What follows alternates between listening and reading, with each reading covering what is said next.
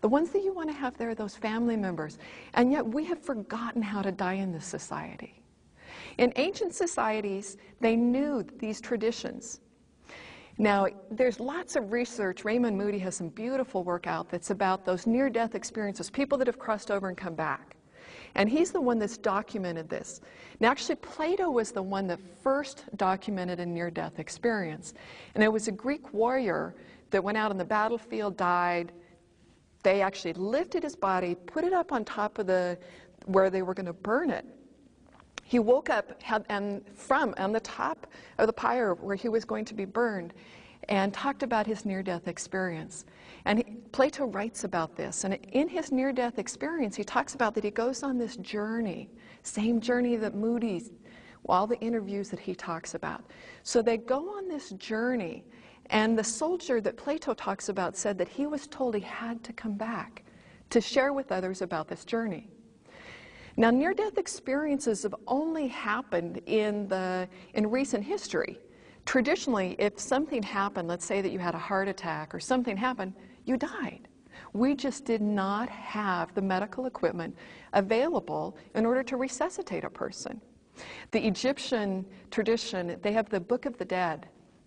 And in the Book of the Dead, there's scripts, there's scrolls that were written on reeds and then put in the sarcophagus, so when the individual died, that they would have this all written out about the journey about life, the journey about death with it. How do you cross over? What do you do? And these prayers would actually be written on the inside of the sarcophagus, the prayers to take them on the journey so they would remember where they're going. Where are they crossing over to? Where are they going to? In the same way, the Buddhist tradition, in the Tibetan Book of the Dead, they'll talk about actually the Tibetan Book of the Dead, they'll sit and read it to the Buddhists so that'll help them remember as they're in this crossing over time, as they're going between these veils between the earth, in order for them, in our tradition, to cross over right through that donut hole. This is our goal. Now, what can happen is the luminous body lifts. We can actually, our soul, our essence, can leave from a variety of our chakras. It might leave from the heart chakra, from the throat chakra, from the third eye.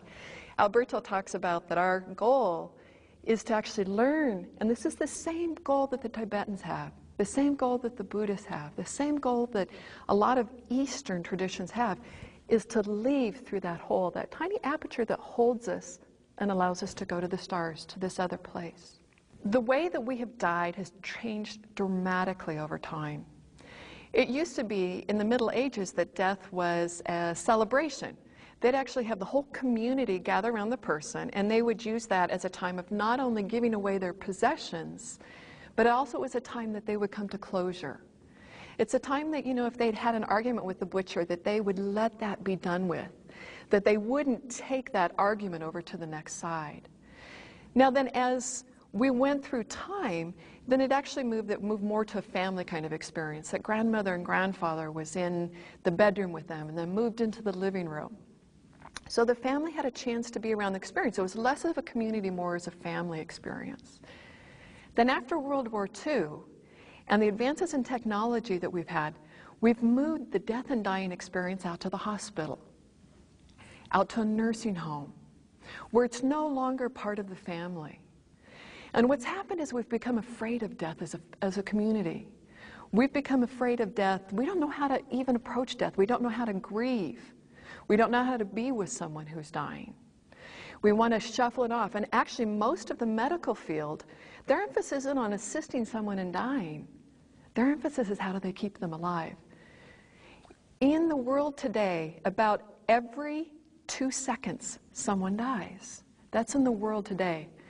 Now, for North America, only 20% of us will die in some tragic event. Most of us will die at home. Most of us will die naturally. And it's important that we have the skills to assist the individual that's dying. Now, in the shamanic traditions, there's actually a set of rituals, a set of steps that we go through. Now, these are mirrored in a lot of other traditions, but these steps are easy, they're clear.